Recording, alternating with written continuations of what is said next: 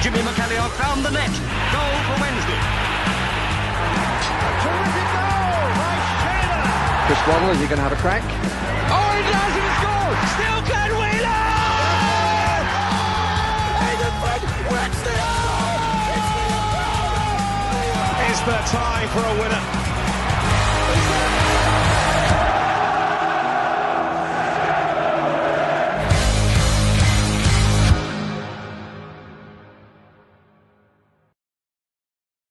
Hello and welcome to Wednesday Tie-Dye Podcast. This is the preview show where we speak to the opposition to get an insight into what we're to expect when the two sides meet. We're back at Hillsborough this weekend off the back of our first win of the season. Now looking for our first home win of the season, or our first point, or even our first goal would be nice. Making the trip up the M1 this time around is Queen's Park Rangers, and we were today to tell us all about the R's is Connor from the Hoopser YouTube channel. Connor, mate, how's things? All good? All good, thank you very much. Good to be back on again. Obviously in a really good place at the moment. 3 back-to-back wins for Queen's Park Rangers. So yeah, didn't think I'd be saying that after the start of the season that we had. No, yeah, I'm going to come on to that 7-1 thrashing in a bit, actually, to be fair. I mean, in terms of the previous meetings, I'll just whiz through this. When it comes to games against QPR, we don't fare too badly at all. Unbeaten in our last 4 meetings, only 1 defeat in our last 8, taking us back to 2019. If looking at games at Hillsborough, we're unbeaten in 3, just the 1 win from those, to be fair. It was 1-1 last time out, if you remember, Connor. This was the game that had the worst goal you've ever seen in professional football right at the end. Can you remember that one? What do you mean, worst goal? Yeah, I think that must be a record for how many touches that's taken from both sides' players. Yeah, absolutely ludicrous. We played so bad in that game. So yeah, to come away with a point was a miracle. If you'd have put that in kind of Sunday League football, if you'd have changed the kits and changed where it was, you put that on a park, you'd probably go, yeah, we see that every week. To see that at Hillsborough, and I mean, we scored late. You scored in the 90, I think it was 91st minute, Barry Bannon, and then you don't win the game. I think he's a little bit disappointing. But anyway, I mean, when you last beat us at Hillsborough, you have to go back to 2019. Hugel, now at Rotherham, got 2 second-half goals after a Fletcher penalty, saw us take the lead. And here's one for you, a bit of a stat. There hasn't been a 0-0 in this fixture at Hillsborough since 1986. So if history repeats itself, we're going to at least see 1 goal anyway on Saturday. Connor, last season, just want to touch on that if we can. You had an absolute shocker of a start. I suppose this season you probably thought it's going to be very, very similar. But you had just 1 win in the first 16 games, 7 defeats, 8 draws in that run as well. You were 24th and plumb last at one point. And then you go on a bit of a mad run and you get as high as 10th, kind of halfway through the season, finished in 16th. It sounds like when people say it's a roller coaster of a season, I think if you looked at your league position chart, it would look exactly like that. What was it like from your perspective? Yeah, it was. Roller coaster is absolutely spot on, to be honest. It was, yeah, another painful start to the season. Obviously, yeah, it just wasn't clicking for the players that we brought in over the summer. We recruited quite heavily from European leagues, and I think it took a lot of those players time to get up to speed with the demands of the championship. And yeah, it felt like a lot of things were going against us. We had a ridiculous injury record. And then things started to take a bit of a turn over Christmas. They went a lot more kind of direct in the style of play that we were using. Stopped trying to play out from the back, which is something that I'm sure I'll be talking about again in this preview before the end. And it suited the players that we had much more, and we managed to get a run going over Christmas, going into January. And to be honest, the loss to you guys last time out at Loftus Road was really the turning point for things to go downhill again. I think it felt like that match was a game where we'd been sussed out a little bit on what was working, and I think teams started to repeat those tricks against us a little bit. And yeah, went back into another really bad run, got ourselves into some problems again, and needed a few wins before the end of the season to sort ourselves out. Thankfully, got there in the end. But yeah, it was another really tricky season after, you know, the previous 2 battling relegation as well. Yeah, exactly. I mean, what's kind of, as a QPR fan, what's your expectations? Are you happy at just kind of middling around in the championship, or do you, as a QPR fan, are you wanting to kind of push for those kind of top 6 spots? What's it like? I mean, the ambition is definitely higher from the fans. We've been in the division for, I think this is our 11th straight season now. So it's, there is definitely a hunger to start to be competing in the sort of upper side of the table. And yeah, after a last couple of seasons of battling relegation, if we could have a campaign where we're in that upper half and build on kind of last season's mid-table finish, I think that would be a real success. There's a real focus at the moment on bringing in young talent, developing them, developing saleable assets. And I think if you can do that and do that repeatedly, you can see success on the pitch and hopefully start to compete higher in the division. But that's really what we want to see, is a team that's a bit more consistent, a team that's not so streaky like we saw last season, and one that's going to be able to eventually in the coming seasons start to be in that sort of promotion conversation. Yeah, let's talk about the manager for a second. Before I talk about your current manager, I just want to touch on Marti Cifuentes, who was there last season, of course. He was placed on gardening leave, and then he's now found himself at Leicester. Any kind of bad blood towards him? Because I suppose you look at that form, the back end of the season, you could, and now knowing what you now know, it's probably a case of maybe was his head turned? Was he, perhaps it was his mind elsewhere or not? What's your take on that whole situation? Yeah, I think it was a weird one when it came about, because despite the sort of last 2 seasons that we've had while Marty has been at the club, he had a lot of goodwill in the bank with the fans, particularly when he came in sort of the season, with us, right at the bottom of the table. Ainsworth, dug us into a right mess. He pulled off a bit of a miracle, to be honest, to keep us up in that division. And even despite the way we started last season, that goodwill he'd built up that previous season sort of kept him out of sacking conversations. And even going into November, still waiting for a first win, I think the fan support for him was probably the one thing that stopped the club from pulling the trigger at that moment in time. Getting towards the end of last season, obviously there started to be discussions that he'd been talking with West Brom about their vacancy. He got put on gardening leave for that final game. It came out of nowhere, and there'd been a lot of rumours that he didn't have a very good relationship with our CEO, Christian Nori. So there was some speculation that perhaps they didn't see eye to eye, and it was only a matter of time before Marty would be moved on. But I do think, in terms of the football that was being played, Marty, as much as he pulled off some miracles, we were still just as patchy as we'd been under previous managers. And it felt like every time we were succeeding with Marty, it was in spite of the football that he actually wanted to play, which was, I think I've talked to you before, is Johan Cruyff is his idol. He wants total football. That doesn't really work in the Championship, certainly not with the squad that we had at his disposal. And every time we were going on a good run, it was once he was a bit more pragmatic, we were direct, we were playing higher up the pitch.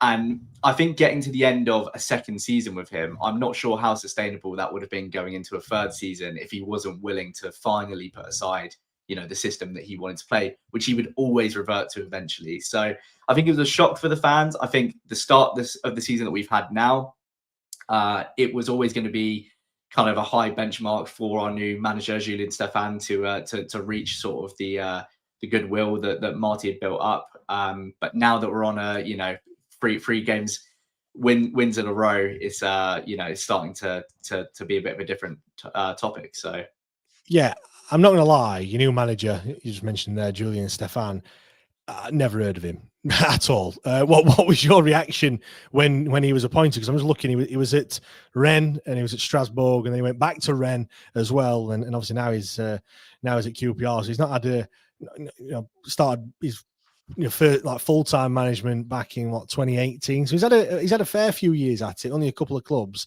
But yeah, what was your kind of initial reaction when he was appointed? I mean, the same as yours, to be honest. I had no idea who he was, and I think not many fans probably did. Obviously his career's only been in France so far. My second reaction after doing a bit of homework on him was, why is he coming to QPR? Because he'd won the French League Cup with Rennes in his kind of first season. Took over the club midway through the season, beat PSG from 2-0 down on penalties. Delivered their first trophy in 40, 50 years. Got them into the Champions League. Have been competing in Europe with Strasbourg as well. In recent history, this is a manager that was being touted for the very top of the game. I think it's only that things soured a little bit at Strasbourg. It didn't work out with him for the second time at Rennes. That he's now a manager that was probably in contention for the second tier and certainly at QPR. But when you look at the sort of profile of manager he is and his track record, particularly with the players that he's brought through at Rennes, it did make you again question why he's come to QPR. I mean, some of the best wingers in the world, Jeremy Doku, Ousmane Dembele, they all came through under Julien Stéphan, Camavinga as well. Some of the peak players in football right now, all developed by him. And I think that's the thing that made the club interested in him, right? I've already mentioned that there's a real focus on us developing young talents now. And I think they've not only thought, okay, this is a coach that will be able to improve what we have, but also a coach that is going to be an attraction for players coming to the club. And I think that played a really key part in the business that we did over the summer. It's interesting you said that, because I think we had that under Danny Vril. You look at where he's been, and Bayern Munich and German national side, and the next minute he's got Liam Palmer and Callum Patterson to deal with. Which, no disrespect to them, but they're not a patch on some of the players that he's had before. All right, albeit not in a managerial role, but more of an assistant role. But the same thing applies really. And I think that's where you mentioned before about kind of Cifuentes being more pragmatic and it kind of working. I think we were in a similar situation where we didn't have the players to kind of play the football that he were trying to implement, and then we didn't have the money to sign the players to actually play the football that he wanted to play. So we were a bit stuck really, and then look, all the wheels have well and truly fell off. But good and proper for us at the moment. What's his playing style like? I mean, I know we're only very early into the season, six games in, 7 if you want to include your cup game as well. But have you already seen kind of an identity and a style of football that he's trying to implement? Well, we're starting to see some tweaks now, particularly over the sort of the wins that we've picked up. At the start of the season, he was setting us exactly in the same system as Cifuentes, which is 4-2-3-1. And it still kind of is the same system on paper. But over the last 2 games, he's played 2 strikers on the pitch at the same time, which QPR haven't done for years. It's obviously gone very out of fashion in football, full stop. But it is something that he did in France quite a lot. And we're starting to see some real success with two strikers on the pitch. He's a very attacking-minded manager, which again is music to my ears personally. QPR fans want to see that; they want to be entertained, and it does seem like he's setting us up to score goals first. I mean, we beat Wrexham 3-1 the previous weekend. He spoke in the sort of post-match conference after that he wasn't really satisfied with scoring 3 goals. He thought we should have had 4, 5, or 6. I think that tells you a lot about where his principles lie, and that might come back to bite us in some games in the future. But it's very exciting to watch at the moment. Yeah, on your form, and you've spoke about the three wins on the bounce that you've had. You've steered clear of the 7-1 absolute hammering that you had against Coventry. I saw that coming through, and another goal and another one, and you're thinking, when it just like stop, they're already dead. You know what I mean? Like, you don't need to carry on. Obviously that was a second defeat in a row, third if you want to include the cup in that as well. What was you thinking at that point? Obviously, knowing what you know now, you've gone on 3 wins and you've turned a corner somewhat. But were you worried at that point, thinking, wait a minute, because not many teams get beat by that sort of heavy scoreline? Yeah, absolutely. I mean, it's a very QPR thing to do. Of course I was worried. It was, another poor start to the season after, it feels like we haven't started well in years now. And you just shouldn't be putting out a performance like that, no matter what position you're in, what state the squad's in. But, it's an unprofessional display. We did have, some crucial players missing at the start. Jimmy Dunn was injured going into the season, so we were playing 19-year-old Kieran Morgan at right back. We had some other defensive absences. So Steve Cook was in the lineup for that game. He, since the sort of turn of the year, he was injured in December. He's not really looked the same player since. He just looked really sluggish in that game. It just felt like everything that could go wrong went wrong in that game. We weren't helping ourselves because, I've already mentioned the playing from the back. That's something that we were seeing under Stéphan in those first few games, as we saw under Cifuentes. We were getting absolutely killed trying to do that, relentlessly throughout the game.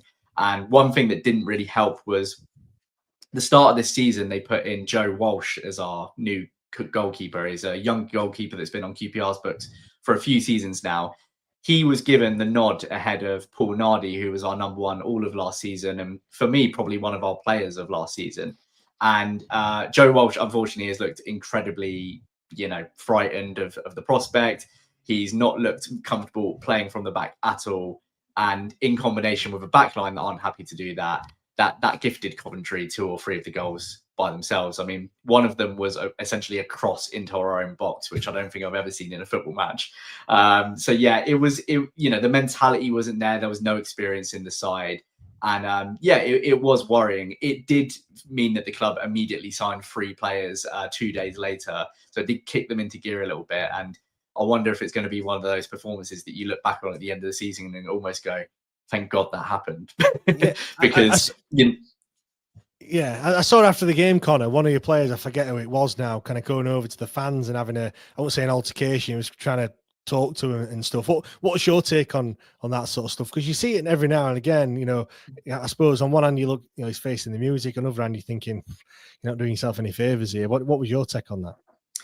Well, the player that you're talking about is Ryan Colley, who's 19 years old, and he was one of very few that actually did go over. There was also Steve Cook, who went over to the fans, and it looked like he was having a bit more of an argument, whereas Colley went over, was trying to hear the fans out, kind of take things down a little bit. And, full credit to him, 19 years old, going over and facing the fans in that sort of situation, because that was, I think, Jimmy Dunn's first game back. He's been made captain and he more or less walked straight down the tunnel after that game. So it wasn't really in a good place. And that's what I was saying about the sort of lack of leaders at that moment in time. It felt that, it's all well and good wanting to have a young squad and, promoting kind of young players in your starting 11, but you do need that blend. I think that blend wasn't quite right in those first few games, and it did lead to, a horror show at Coventry. What's changed then? Because the form after that, 3 wins on the bounce. You've, I suppose that 7-1 hammering's kind of been forgotten about. A 3-1 against Charlton, another 3-1 win away at Wrexham, and then most recently beating Stoke, who've been playing pretty well as of late as well. So, what has anything changed? Can you kind of put your finger on it? Yeah, it's a combination of things. For one, he's learned the lesson that it took Cifuentes 18 months to learn, and he's gone direct straight away. We're playing counter-attacking football now, regardless of whether we're home or away. We have 35% possession against Stoke at Loftus Road on Saturday. And I don't think anyone minds, because these players can't play with the ball at their feet. We're mixing it up a little bit more now that Paul Nardi has returned in goal, and they're a lot more confident with him playing the ball short. But we tried to do it once or twice against Stoke on Saturday, nearly got caught out for it, never did it for the rest of the game. So that's made a massive difference. There has also been multiple signings since then. So, like I said, we had that triple signing 2 days after Coventry. Reece Norrington-Davies on loan from Sheffield United, who's come straight in at left back and played every game since. Isaac Hayden returned from loan the season before last and has come back as a permanent player. He's only sort of made sub appearances so far. But Koki Saito, who was a very popular loan for QPR last season, also came back permanently. He's been absolutely electric since returning, and made the difference with the winner against Charlton.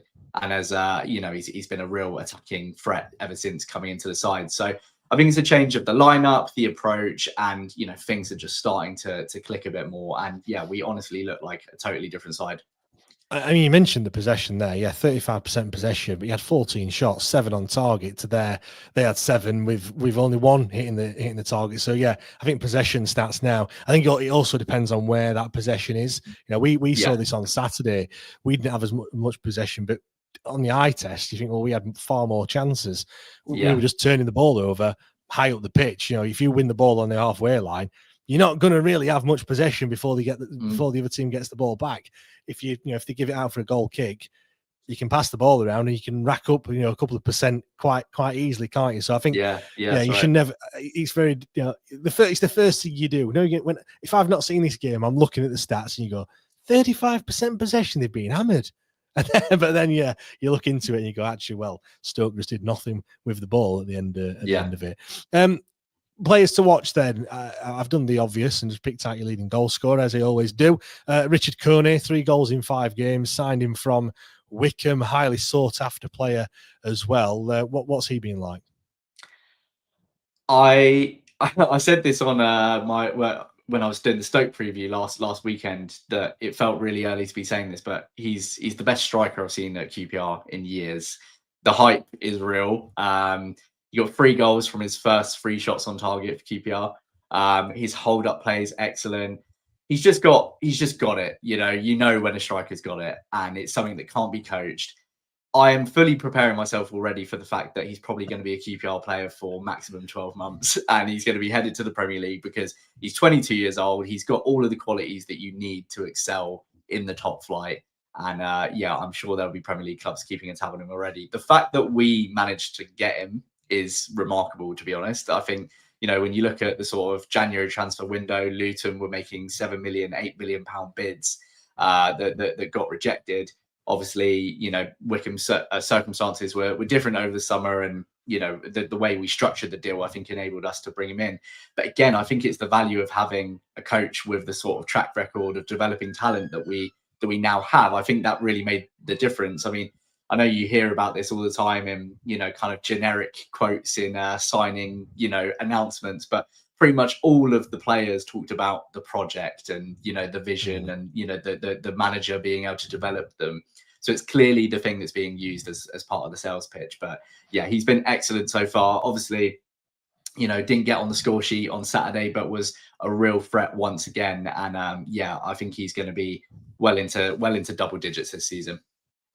Yeah, another player I've picked out is Liam Morrison. He's the only player so far for you that has started all 6, and I think he's played pretty much every single minute, if not all of the minutes so far in your first 6 league games. What could you tell me about him? Because he's not too. Is he 22 years old? He's not that old, is he? Yeah, he's 22 years old. Came in last season from Bayern Munich, which, QPR doing transfer dealings with Bayern Munich just sounded surreal enough as it is. He is just a really understated, traditional, no-nonsense centre-back. He keeps things very simple. I think he's a player that if you're not watching him closely, you won't actually spot kind of how good he is for his age. I do worry a little bit in our backline sometimes despite his height, we seem to struggle a little bit with balls into the box and balls in the air, but that wasn't a criticism I could give him on Saturday. He was really, really solid. Made an absolutely crucial goal line clearance right at the end of the game to ensure the win as well. He's been really impressive. Really pleased that he's played every minute so far. He struggled a little bit with injury last season, but he had a really impressive record last season. I can't remember the exact stat, but it was something like he didn't lose a game that he started for 95% of the games that he played over the course of the season. So it was a really remarkable record, and it's looking like a really good piece of business considering we didn't pay very much for him at all last season. Is there anyone else that we need to look out for, Connor, at all? So the other 2 I would pick out, I've already talked about Koki Saito. He is electric when he's on the ball. Very, very technically good. And wins a frightening amount of headers considering he's like 4 foot tall. It's just, it's absolutely crazy. Just on that, there's a lot of Japanese players coming into the championship now. And I think Blackburn have got one as well. I think Stoke as well. Yeah. There's another couple of, I think Coventry. There's quite a few that are coming through now in the dribs and drabs, and they're all kind of the similar mold, like wingers or attacking forwards. And they're really taking the league by storm. And you've got one in Koki Saito as well. Yeah, absolutely. It's becoming a bit of a trend. And you're right, they have that similar sort of profile, all very technically very good on the ball. And the thing I love about him is he's just so efficient. Every time he is on the ball, he makes the right choice. He progresses it. It's always the right decision whenever he gets involved. So really pleased that we've brought him back. And I think another thing that's really important there is having had a full season with us last season, he now knows the level of the championship. And so now it feels like we're getting like the souped up version of him because he knows exactly what he needs to do in a game. So really pleased with that. The other player I'll call out is our other striker, Roman Burrell, who, to be honest, despite the fact that Richard Kone is the one leading with the goals, he was my man of the match against Wrexham. His pace is absolutely frightening. And playing the pair of them together is just going to cause a lot of defenses problems. He pins teams back. He just provides you with that outlet. He's very physically strong. I do feel like he's going to be one of those players that maybe scores the difficult goals and probably doesn't tuck away the simple ones. He had a couple of good chances, one put on the plate for him by Richard Kone on Saturday that he probably should have scored from, although Victor Johansson for Stoke is a very good keeper, so he stopped it. But he scored against Wrexham and got the ball pretty much on the halfway line and chipped the keeper. That sort of feels like the goals he's going to finish, and he's not going to bury the ones that are 5 yards out. Yeah, he's also Jamaican national as well, so maybe him and Bailey Cadamarchi linked up. Although I'm just looking, I don't think he was in the squad for the recent for those recent games. Well, I'm sure they probably at least know each other anyway. Connor, before I'll let you go, fast forward to Saturday's game. Really, like how do you feel this game's going to pan out? Because I suppose before this weekend, you'd have thought that ship up to Sheffield, get into Hillsborough, fairly routine 3 points, and walk away and take them back down to London. But given that we've won on Saturday, maybe you've kind of reconsidered your thoughts a little bit. Well, I certainly wasn't thinking it was going to be an easy trip because we haven't fared that well against Sheffield Wednesday in recent years, as you said yourself at the start. We spoke on my preview about the fact that it always seems like we have a kind of scrappy game against you. I felt like Danny Roll as well always seemed to be a manager that would get the better of Martí Cifuentes. I didn't feel like there were many that completely tactically outclassed him, but I always felt the Roll did. And of course, we spoke about Barry Bannon putting the fear of God into QPR fans because he just runs the show against us all the time. I mean, when there was talk that he was going to leave Sheffield Wednesday over the summer, I was not averse to him coming to QPR at all because having a midfielder like that can just spray the ball around the pitch and dictate play is something that we've been dying for years. So no, I definitely, even with the form that we're now finding ourselves in, I wasn't kind of expecting this to be an easy trip. Obviously, it's classic QPR timing that we now head to you with a win under your belt. Obviously, the Owls are going to be high on confidence now. Although I don't know if that gives me a little bit of sort of relief as well, because if we were going to you and you needed your first win, that's classic time for QPR to end their winning run. So I almost think it's a good thing that you've got it out of the way. Yeah, I mean, it's funny you mentioned Barry Bannon. I've just had a quick look now. QPR is the team in his career that he's played against the most, so I suppose you're probably right to mention that. He's played 18 games against QPR, not all for Sheffield Wednesday, I don't think. I'm just going to check that actually. No, he did play against you for Villa and for Blackpool as well, but he has played a hell of a lot of times for Sheffield Wednesday. He has also scored a few goals. Twice he scored against you, 3 assists as well. So yeah, I can see why you think about that with Barry Bannon. He got an assist in the 2-0 win at your place. He scored a goal, the goal that should have been the winner at Hillsborough as well. So yeah, I can see that. Go on then, Connor. Give me a score prediction for Saturday's game. What's the score going to be?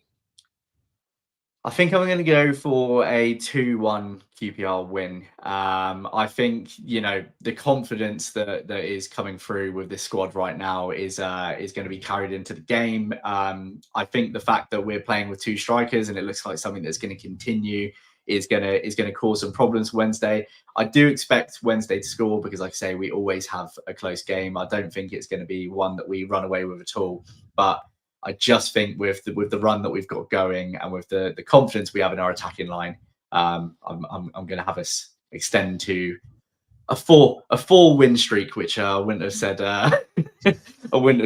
3 games ago.